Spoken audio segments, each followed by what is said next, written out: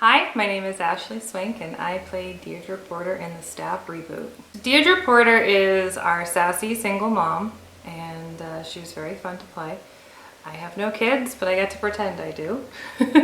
She definitely has a mouth on her. She's not afraid to tell anyone to go fuck themselves, and she does frequently. When I played the fortune teller, it was very simple, just a couple lines. It was one day of filming, in and out. And playing Deirdre, I actually had like a real role and multiple shoots, and the story kind of hinges on her, so it was very different, but up for the challenge. I had a good time. I replaced Kia. I never got to meet her. I heard she was very nice. So the role was originally written for a black woman, and the script definitely, you could tell it was written for a black woman. So I really didn't want to be insensitive or try to portray something that I'm not. So we definitely had to do a little bit of rewriting and be a little bit more creative and make the role feel a little bit more natural for me. So I remember dancing a lot with Stephanie. We had a very good time. The hotel scene was probably my favorite day of shooting. Everyone was there, and for some reason this cast, more than any other cast I've been involved with, we felt like an immediate family. Everyone was super, the vibes definitely matched. We all got along immediately. It was like walking into a room of people you've known for 30 years and none of us had ever met each other. So it was very nice to see that in a cast. We're dealing with people who all work full-time jobs and have lives and kids and other projects that they're working on. So everything had to be done in like a 5-week window of weekends. So there just wasn't enough time to take our time and do stuff page by page. It was like, no, we have to do 45 pages today. No ifs, ands, or buts. We're gonna stay here as long as it takes. A lot of the people there are actual actors that are doing things and creating things, and like there's a couple of us who really haven't done this before, and yeah, it's the people that we couldn't get our lines out or just fumbling over things and not knowing how to be like, do I just do it again or do I wait for another action? And you can tell like the people who are seasoned in this are like, just spit it out. Very nice about it, but you could see a couple eyes rolling. Mark specifically. Stephanie was the only one I had met from Step 5, and she initially didn't remember me until I was like, I was the fortune teller. She's like, oh, what? Immediately she's like, oh my God, great. Oh, it's so good to see you. She's the life of the party, even when there is no party. She's the life of it. Which is so different, because I remember filming my interview for Stab 5 and saying that I felt like she was that cool girl from high school that would never have let me sit at the table with her. And it was like, oh no, the cool girl absolutely would have let me sit with her. She's a cool girl, but very kind to everyone else. When me and Steph were gonna do our entire hallway scene with our boobs, and we didn't end up shooting it, but we had rehearsed this whole scene of just our boobs talking to each other. With Ethan, Lance. In the movie, I hate his guts. I want to see him actively dying.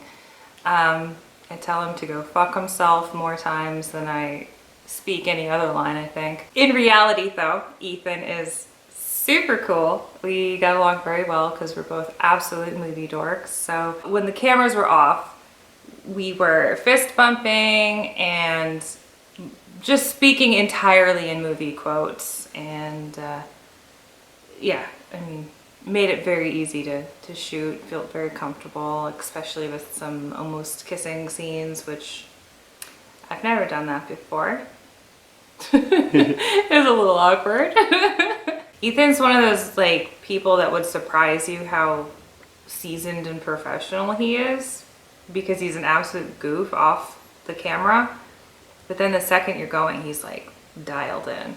Sherry, I only got to meet her once. I'd love to meet her again and work with her more. Stephanie's a hoot. Hannah's super nice. I'd like to work with Mark again, but who knows? He seemed fun. I only got to work with him one day, but he definitely made us laugh a lot. Nikki, yeah, I only got to meet her once, and I never even got to talk to her one-on-one.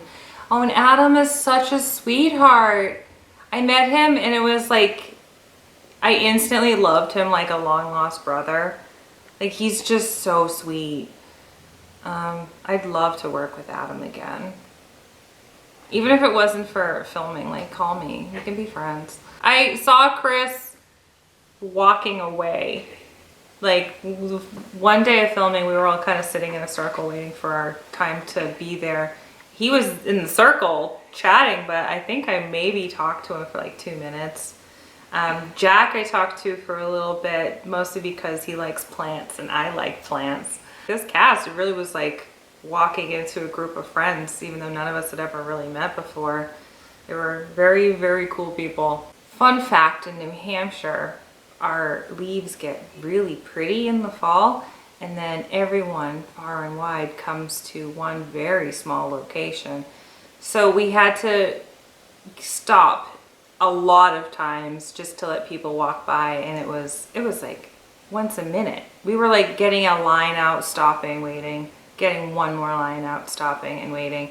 And then some of the sound was a little off, and the lighting got kind of wonky because we were shooting at night, and then this very bright day, the camera was like, what are you people doing? So we had to reshoot about half of that scene because we also didn't have some of Ethan's lines from the first shot, and so 2 different days that were almost a month apart. Thank God the leaves hadn't finished falling off the trees by that point. We were blessed with a long fall this year. But yeah, the first day of filming was nice and warm and beautiful, and the second day that we did was freezing cold. The hotel scene, I remember, because we couldn't have the AC on during the shoot when the cameras were rolling, because the sound was just, couldn't do it. That room got blazing hot. I was thanking the quality of my foundation because it would have just melted off my face. It was so hot in that room.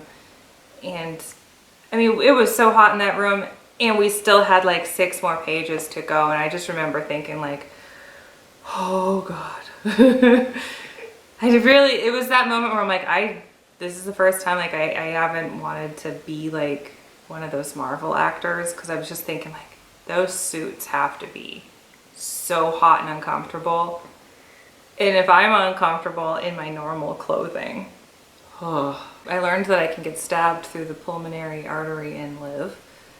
That was fun. The person, Brandon, who was doing the stabbing in the costume, even though it was a fake knife, he was like going full tilt into my back. It was not like, you really couldn't see the blade ever make contact with me, but for some reason he felt the need to really jab it in. So every time it hit my back, it really was a surprise, and hopefully you can see that. Then there was just a lot of me laying on a cold ground covered in fake blood. It was also cold. And we didn't even use the shot, cutting room floor. Got to ruin an outfit, that was fun. Best of stains. I got to drive home an hour from where we were shooting, just doused in fake blood, and I just kept thinking like, if I get pulled over right now, the cop is gonna have a lot of questions. I had no way of proving that I was coming from a movie set, and that's why I was covered in blood. I am the hero. I saved the day. It felt wonderful that I get to come in and start screaming at the killer and saving a life. I played a nurse, so it's not that far off from my regular life. I am in the medical field, not that high of a degree, but I get to bust down some doors and save some lives, and save the whole day. And then and Stephanie, she's in on that too. I guess the hard contrast of that was that I actually thought that the main character kind of deserved to die. The more I found out about like why the killer was after her, I kind of agreed with the killer. She killed people. She's responsible for a lot of death and destruction. So I kind of get why the killer would be upset with her. I mean, I guess she was scared, but you don't do something that kills people in order to feel better. She was super selfish, and I too would be very upset if someone caused a loved one to die and didn't have any remorse or didn't even know that they did that. Like, how do you do something like sell a bunch of drugs and then never even notice the headlines of, oh, rash of deaths in an entire city? It's rude. Anna herself is very nice. We had a scene together. It was just the two of us, and again, like, this cast really made you feel very comfortable. It really was like walking into a room of friends. And so it was very comfortable getting to sit in bed with her, and I made her pancakes in real life too. She really threw herself in as much as humanly possible, especially for not really knowing how to portray the person she was portraying. She still went for it 100%. I am excited to see where the next one goes. I'm hopefully in it. I'm down.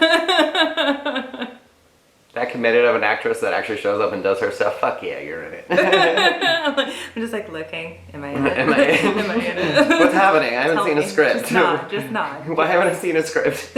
Tell me I'm in it. You're in it. I really hope you enjoyed our newest Stab movie. It was fun to make, and we really hope that you enjoy it as much as we enjoyed making it.